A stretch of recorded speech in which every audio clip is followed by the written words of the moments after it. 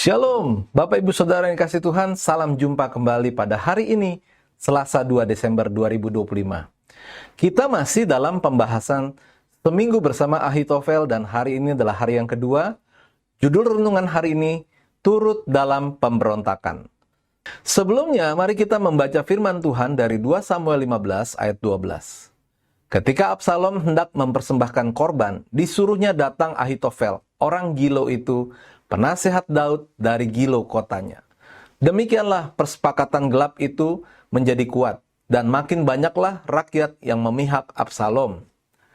Dalam dunia politik dikenal istilah tidak ada kawan dan lawan abadi, yang ada hanyalah kepentingan abadi.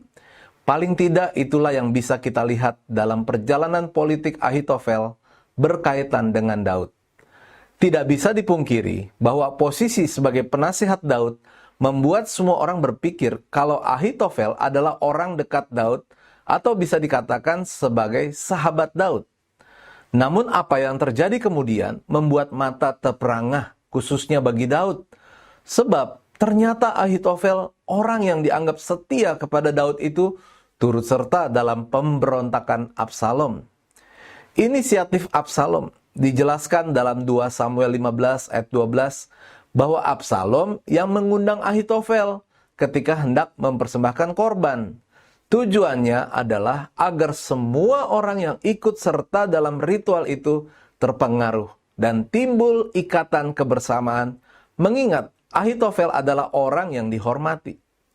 Absalom pun memanfaatkan kemeriahan acara itu untuk mengobarkan semangat para undangan supaya dengan teguh mendukungnya.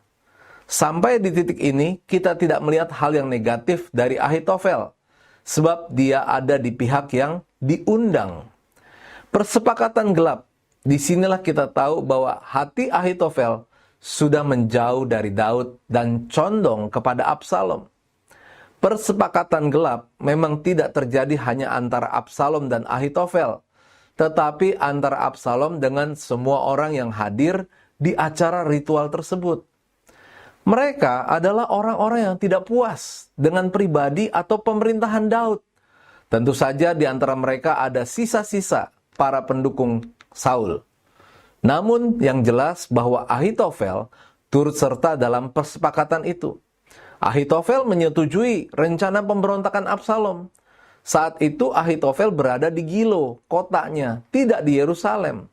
Hal ini mempermudah untuk Ahitofel menghadiri acara ritual yang diadakan di Hebron. Dan dalam peristiwa selanjutnya, terlihat bahwa Ahitofel mendukung sepenuhnya perebutan tahta Israel tersebut. Perasaan Daud tentang Ahitofel terlihat dalam doanya. Gagalkanlah kiranya nasihat Ahitofel itu, ya Tuhan. Hal ini ditulis dalam 2 Samuel 15 ayat 31. Doa itu menunjukkan betapa Daud mengakui kehebatan Ahitofel sebagai seorang penasehat, sehingga hanya Tuhan yang sanggup menggagalkannya. Selanjutnya Daud menjelaskan perasaannya di dalam Mazmur 55 ayat 13 sampai 15. Kalau musuhku yang mencela aku masih dapat menanggungnya. Kalau pembenciku yang membesarkan diri terhadap aku masih dapat menyembunyikan diri terhadap dia. Tetapi engkau orang yang dekat dengan aku, temanku dan orang kepercayaanku. Kami yang bersama-sama bergaul dengan baik dan masuk rumah Allah di tengah-tengah keramaian. Hati Daud hancur melihat tindakan Ahitofel. Keikutsertaan Ahitofel dalam pemberontakan Absalom mengingatkan kita bahwa akan selalu ada godaan untuk tidak setia kepada otoritas yang ada di atas kita. Kita harus tetap mewaspadai diri kita sendiri agar kita menjadi orang yang setia, termasuk setia kepada Tuhan. Kata-kata bijak, tetaplah menjadi orang yang setia, sebab akan ada berkat tersendiri bagi orang yang setia. Bapak Ibu, kami mengajak untuk sama-sama berdoa. Tuhan, aku rindu menjadi orang yang setia kepadamu dan kepada otoritas yang ada di atasku. Mampukan aku ya Tuhan. Dalam nama Tuhan Yesus kami berdoa dan mengucap syukur. Amin.